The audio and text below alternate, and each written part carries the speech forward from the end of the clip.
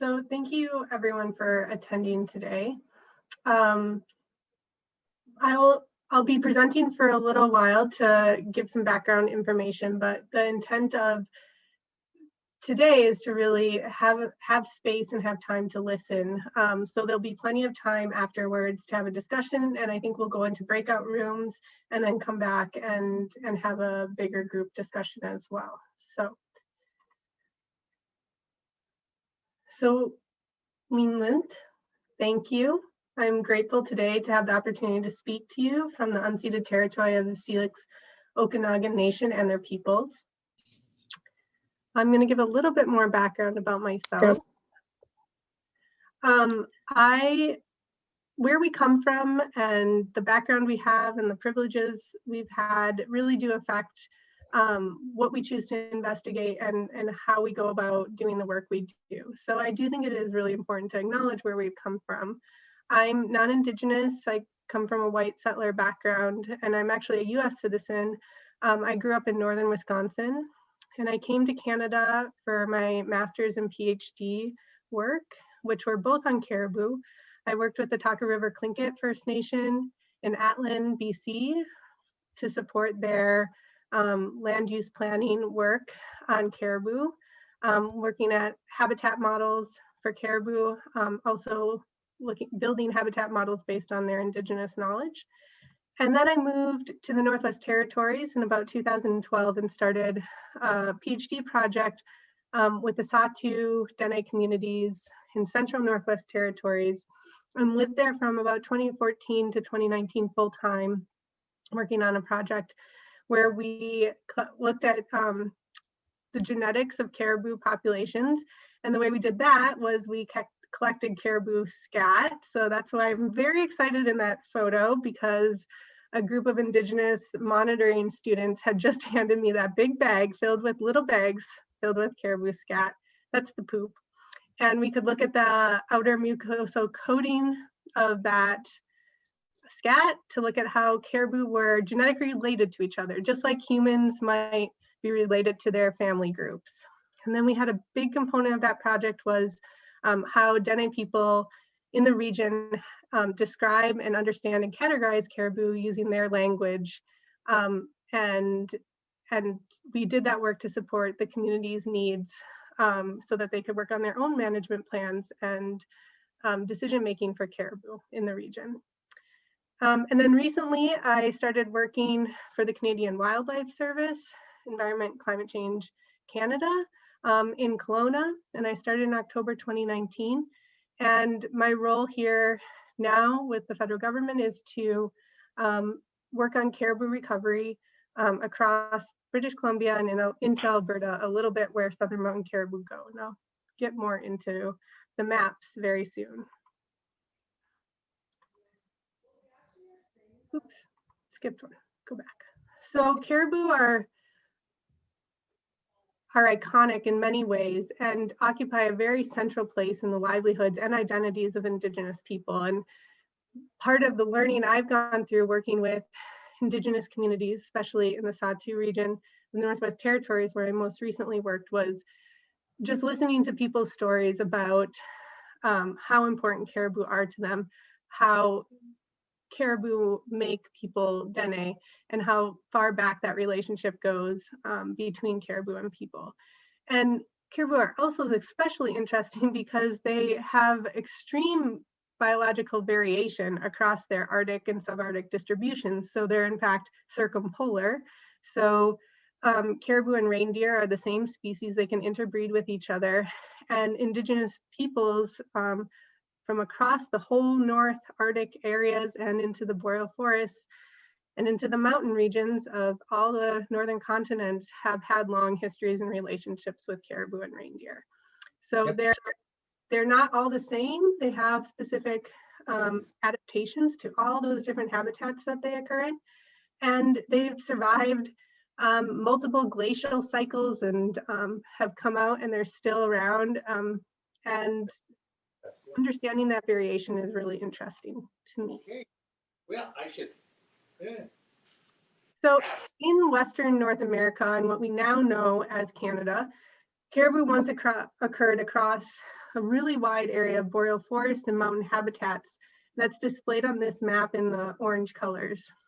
And as I've heard many times talking to community members, Indigenous people across this area have maintained close relationships with caribou, and they had various approaches to hunting and talking about and categorizing and understanding caribou in the many different languages and knowledge systems that exist.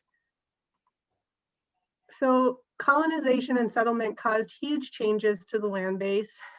This affected the composition of ecological communities. The socio-political systems that organized human societies also changed. And the current distribution of caribou, which is shown here in green, has continued to retract and fragment. And our Western taxonomic approaches have struggled to find consensus when trying to organize caribou types into groups, or just break up caribou into types. And caribou are interesting because they do have these many different color variations, antler shapes, behaviors, and habitat preferences, each of which are adapted to specific areas and habitats. And currently, the federal government recognizes 3 groups of caribou in Western Canada. So the purple shown on this map is the woodland caribou boreal population. And so these are caribou that occur in small groups throughout the mostly flat boreal forest and peatlands and bog complexes across. And then this population will go across all of the boreal forest in Canada.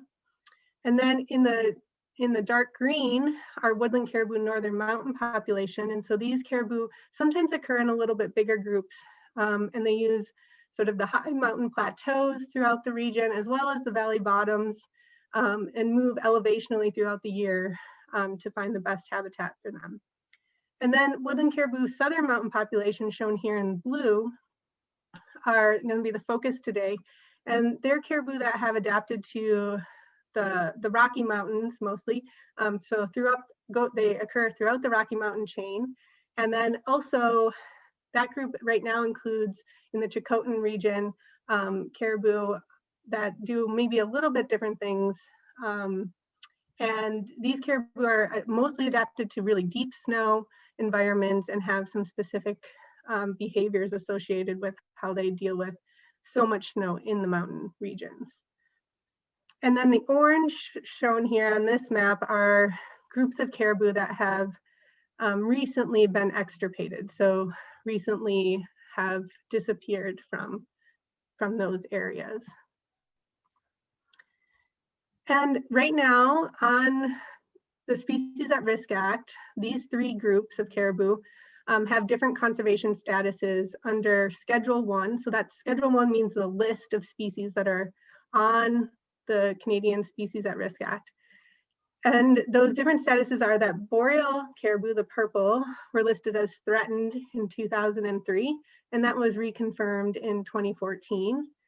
The woodland caribou northern mountain population is listed as special concern in 2005, and the blue or woodland caribou southern mountain population was listed as threatened in 2003.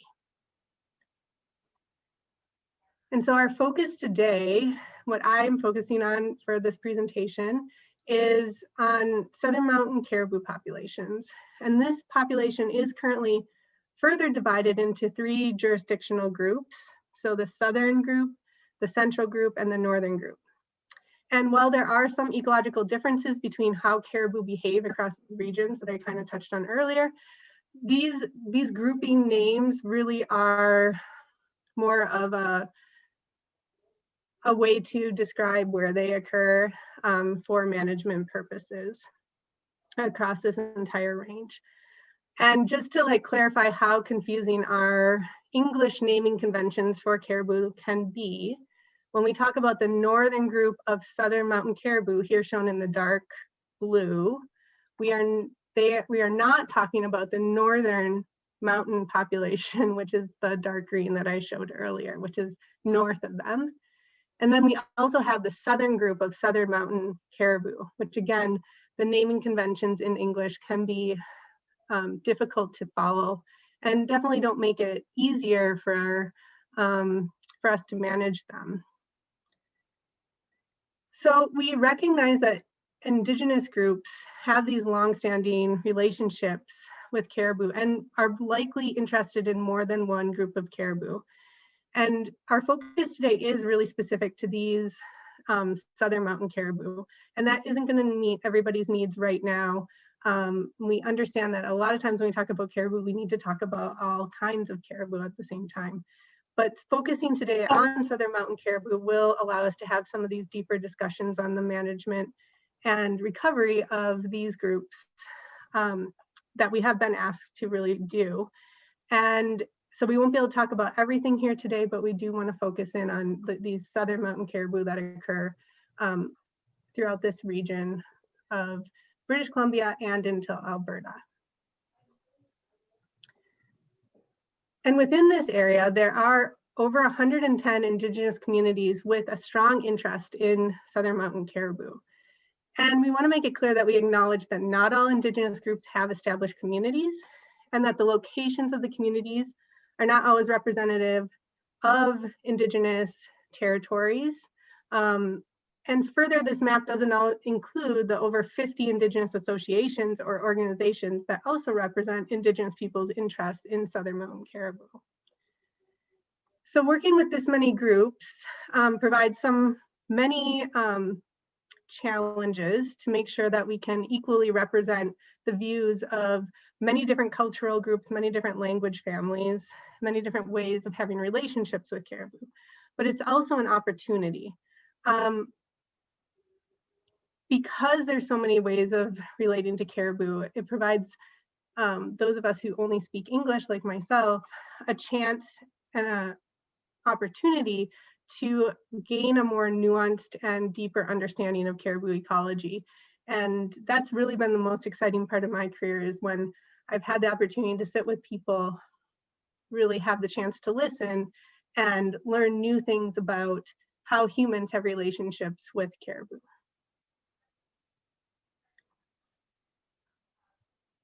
So where do we sit today? In general, caribou continue to decline, but particularly in recent years, there's been a lot of focus on incremental changes to the land use practices and emphasis on direct actions that can help caribou recover. And caribou management and conservation is extremely complex. So we know that many of you who are on this call have been involved in a whole bunch of different forums across many different levels of government, from the provinces of Alberta and British Columbia to working with the federal government.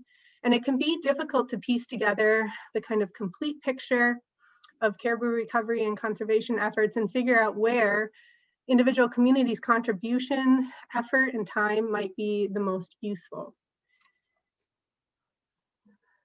And so today, with these 2 hours that we have to begin these discussions, here's what we're hoping to talk about. So we're going to discuss an amendment or an update to the Southern Mountain Caribou Recovery Strategy that was first published in 2014, and how we can use this opportunity for the update to increase Indigenous representation in federal recovery planning for caribou as is appropriate and is supported by communities, and to, through that process, collaborate to develop meaningful ways to promote Indigenous voices and languages, and think about how we can design this work to support additional caribou recovery initiatives. So how the efforts and time that people might put into working with us at CWS might help provincial processes, other federal planning, community projects, and things like community language revitalization needs. So we saw this outline of the Species at Risk Act processes earlier, and I'm just going to lead you through a little bit of what has happened with Southern Mountain caribou. So caribou were first assessed by COSEWIC, the Committee on the Status of Endangered Wildlife in Canada, so the acronym COSEWIC stands for. And then COSEWIC makes a recommendation to the minister, and the species was listed in 2003, and it was listed as threatened. So species that are listed as threatened go down this lower path on this chart. And in 2014, a recovery strategy was published for southern mountain caribou. And while critical habitat was identified, so the attributes that make the habitat that caribou need to survive and recover was described with words, it wasn't fully mapped. Critical habitat wasn't fully mapped. And the next stage is action plans, which follow recovery strategies. And in 2017, action plans were published, but only for the southern mountain caribou that occur in the national parks.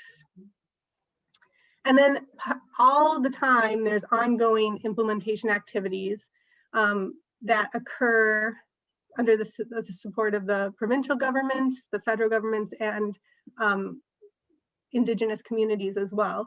And these implementation and monitoring efforts happen through funding agreements that we talked about earlier today, memorandums of understanding with individual nations, different stewardship activities that are pretty individual, and then conservation agreements is something that has been emphasized recently, where the federal government and provincial governments can work together on documents that make plans for recovery of species.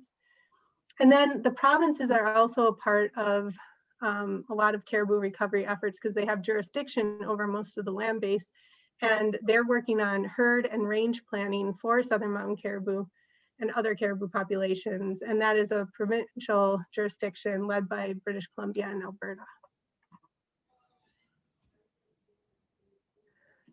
So for the southern mountain caribou, the recovery strategy was published in 2014, and the Species at Risk Act requires that recovery strategies are prepared for species that are listed as extirpated, endangered, or threatened.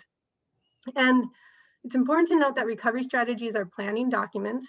They identify what needs to be done to reverse the decline in the species. And recovery strategies, action plans, and conservation agreements are not regulatory decision-making documents. And so the 2014 recovery strategy contains the main components of recovery strategies, which is background and info on the species, the threats that occur across the landscape.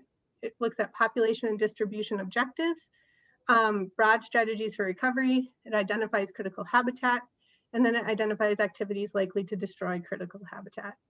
And the Species at Risk Act recognizes and acknowledges the valuable role that Indigenous people can play in the recovery and protection of species at risk. For example, the preamble of the Act states that the traditional knowledge of Indigenous people of Canada should be considered in the assessment of which species may be at risk and in developing and implementing recovery measures. And so this initial Southern Mountain Caribou recovery strategy, unfortunately, does not include much Indigenous knowledge, almost none, on caribou, and it doesn't really represent the communities whose identities are connected to caribou. And so that's where it brings us to now. So as part of the recovery planning process and the Species at Risk Act process, there can be amendments to recovery strategies. And in this case, one of the outstanding issues with the recovery strategy, beyond not including Indigenous knowledge in a meaningful way, is that the critical habitat was not fully mapped. And so we have an opportunity right now to begin the process of the amendment, and today to really focus on how we can meaningfully incorporate Indigenous knowledge. So we want to improve the inclusion of Indigenous knowledge and Indigenous languages in the recovery strategy and support other recovery documents where it's appropriate and where we have support from communities. And then we want to be able to also, again, look for these opportunities to line this work and the efforts people might put into it with other caribou recovery initiatives. And these can be community-led plans themselves or other provincial projects that are ongoing and federal.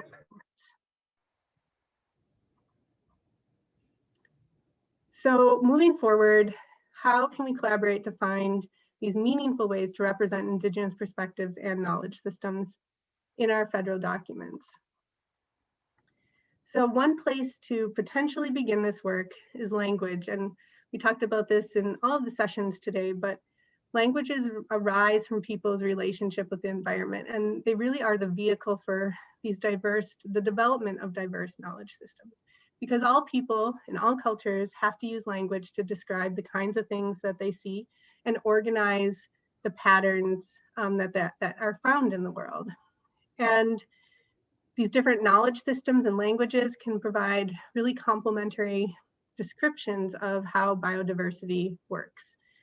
And to me, the most amazing part of language is that it provides examples of the many, many different ways there are to describe the world. So for me, part of this has been actualized for me when I've had the chance to work with people closely on caribou and other species and learn new things about the world. And so in this photo, Ricky Andrew, who is Dene elder from Toledo, Northwest Territories, is working on a caribou drum. And you know, that process of learning was really critical to my understanding of what this idea that we call in academia as biocultural diversity really means. It's this way of highlighting the interactions that occur between human diversity and the diversity of the biological systems. And what I mean by that is that Indigenous languages really reflect, and has been taught to me by people like Ricky, is that Indigenous languages really reflect biocultural diversity because they describe the ecosystem. So through information-rich place names, things like a lake whose name describes how snow will drift up into really hard-packed ridges on the lake, and how that kind of information, if it surrounds you all the time, would change how you can interact with the environment, how you would know other species interact with their environment. And this also extends to like unique words for species that highlight special things about how those species occur, like a bird that's one of the Indigenous words reflects the sound of its wings beating. And then at the same time, biocultural diversity reflects how the landscape actually shapes human language. So in the same way, place names shape how humans have to use the communication systems that people use, force people to pay attention to specific parts of their environment. And this kind of centralizes these social ecological relationships. And one example of this that happened for me that was really important is sitting in a meeting in Toledo with people like Ricky and other elders, and people were describing this lake that has the hard ridges and what that word meant. And that word was again related to another word for wind and for hunting caribou. And they were talking about how if a caribou moves into a thick willows, and it's windy out, the caribou will walk down the trail and then kind of backtrack, turn around, loop back, and bed down to rest, so that if a predator like a wolf was following their trail, the wolf would follow the tracks and become upwind of the caribou, thus alerting the caribou because their scent would blow onto the caribou. But human hunters can anticipate this and walk around the other way, knowing that the caribou, and then be able to approach the caribou from upwind so that the caribou wouldn't be alerted to the scent. And this discussion took 20 minutes, and finally myself and the other non-Indigenous people in the room were like, oh, this is amazing. And they're like, that's what we've been telling you the whole time. It's this one word or two words to describe that. And for me, that was really a moment where I realized, you know, the power of trying to understand the world from a different perspective, and how if your survival depends on that kind of knowledge about the world, how your language would reflect that, and how of course you would have two words to describe something so essential to your survival that in English you could just see how clumsy it is for me to even describe the whole situation in English. But Dene language has this very succinct and beautiful way of describing it that provides so much more information. So for me, that's where I see a focus on language being really the first insight into what Indigenous knowledge can provide, and the types of knowledge about caribou that really does exist all over, that isn't really reflected right now at all in our federal recovery documents. So moving forward, how could we work on this together? So we know communities are extremely busy right now. We've talked about some of our understanding about being flexible as we can right now because of COVID. We know communities are being kept very busy by keeping their members safe as a #1 priority, but also tasked with educating their youth, supporting job opportunities, developing health plans, managing their waters and lands, and engaging with the government across a spectrum of their community's needs. And most of you, I know, have to be experts in 10 to 20 fields just to do your jobs. And further, we know, and I've been listening to people tell us stories, we know that so much work has been done already to preserve and teach and revitalize language, and that is a high priority of communities. A lot of this work has already taken place, and many communities have already started working on even their own caribou recovery projects. So we don't have to start this work from scratch, but we want to make sure that as we move forward at the Canadian Wildlife Service, that the work that we're suggesting is appropriate and is what the communities want.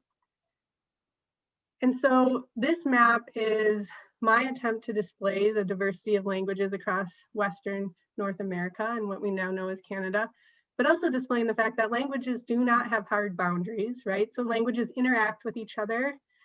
They blur between peoples and families and intermarriages, and the past histories of how the language has moved over time. And containing a language within hard lines is not always an appropriate way to try to display that diversity. And so for the past several months, we've been gathering words for caribou from across the diversity of Indigenous languages in Western North America from publicly available sources. And this is based on the work that communities have already invested in language revitalization projects. And the detailed words for caribou in Indigenous languages really provide descriptions of caribou diversity from a robust place-based perspective. So our intent in the coming months is to collaborate directly with communities now to help decolonize the language used to describe caribou. And through a biocultural diversity approach, recognize and empower the voices of Indigenous people to shape caribou recovery efforts. So I talked a little bit in the beginning about how clumsy the English naming conventions are for caribou. So I also am interested in if we can look to Indigenous languages for better ways to describe and categorize caribou. And again, an example of where I kind of see this work taking place is that when I lived and worked in the Sahtu region of the Northwest Territories, the communities there made the decision to use the word tonzi in all their official correspondence on boreal caribou. So that kind of initiative is also being pushed, I know, by other communities where when they work on documents and agreements with the federal government, Indigenous language is at the forefront, not always even translated, so that it's forcing those of us who have the privilege to speak the dominant language to do the work of thinking from a different point of view and thinking about the importance of those words. And again, just to make clear, I understand that language is only this small window into the deep and robust and significant information that really encompasses Indigenous knowledge and Indigenous knowledge systems as a whole. And I also have learned through talking with people that not all Indigenous knowledge is meant to be shared outside communities or even outside of families in some cases, right? And our hope is that by starting some of this work for the Caribou Recovery Strategy Amendment with language, we can find meaningful ways to represent Indigenous knowledge and language in an appropriate way that is respectful and inclusive of the many different cultural groups who have an interest in, many different communities that have an interest in Southern Mountain Caribou in our federal recovery documents. And that's what we really want to start discussing today, start discussing what the best paths forwards would be. And so I have a few slides that are some of the words that we've been able to compile from these publicly available sources. And I'm presenting these just to give you an idea of where we could start, what some of the language components of the Recovery Strategy Amendment might look like, and kind of like these tools, we can think of these as tools to open the discussions. And my hope is that we can work with language experts and knowledge holders to update and correct these words. For example, we know that many communities prefer different spelling conventions. Communities use different orthographies, ways to write their languages, or different or more appropriate ways to name their languages. And we know there are many different dialects that are not always captured in past linguistic reports or books or dictionaries that some of this information comes from. So we know there's a lot of mistakes. So what we're proposing is to work together with the language experts so that we can in some way represent the diversity of languages used to talk about caribou. Again, this is sort of the very high level summary of the words we have that are directly related to the term caribou. But through my work with Dene language speakers in the Sahtu, I know there's many, many words related to all different parts of caribou, like the different age classes, males and females, words for parts of caribou, words for parasites of caribou, words to talk about how caribou interact with other species. So all of that can be components that we can discuss, and some of them we already do have in our large database. And again, this is just more for a presentation today to provide a summary of where we're at and what we can do together. So these are again our initial thoughts, but we do want to focus on how this should happen. So if there's going to be plenty of time for us to have breakout sessions and then have further discussion together. So if you can hold your thoughts for a few more minutes, I'm just going to go through a few final points. So what we're planning for the next steps, so upcoming after this workshop, is that we need to start scheduling our next set of caribou meetings that are part of this broader project, this species at risk consultation and accommodation project. And so we can hold up to 6 half-day workshops to focus on caribou more directly with communities, virtual workshops again, in the next month and a half. And how we can focus there on how to meaningfully include Indigenous knowledge and what the community's needs really are. And then in that process, dig deeper into how to include language as directed by communities. We do have participant fees, so this is another word for honoraria, that will be provided for each community to participate by SEER, who's who's facilitating these workshops with us. And those will be for each community to attend the next set of workshops. And so how that looks, just bringing this back from the earlier presentation today, is that right now we're taking part in these large scale species at risk workshops. We held 3 sessions, 3 days. So it was last Tuesday, last Wednesday, and today to facilitate the maximum number of people being able to attend. And then we're going to move into this next phase, which is these in-depth sessions. So Caribou, we have funding for these 6 half-day workshops to really start developing the process together. And then Grizzly Bear is in coordination with the province on more one-on-one meetings on the Grizzly Bear management plan that was discussed earlier today. And then the other species at risk that were discussed can have meetings as needed and as directed by what the communities want to work on. There's also going to be these capacity building training sessions for resource and land managers run by SEER in February and March, and there'll be more information about that forthcoming. And then we've talked a little bit about in the last session this small, modest capacity funding to support this project and this work. So there's an expression of interest, an EOI, that was sent out, and there'll be more information sessions on that. If you need more info, you don't have to attend this week and next week. And that funding it's for small amounts to support community-led projects that would have ways of coming back to support the the Canadian Wildlife Service recovery planning for the species we've talked about today, like Indigenous knowledge work, mapping, language work, meeting prep, that kind of project.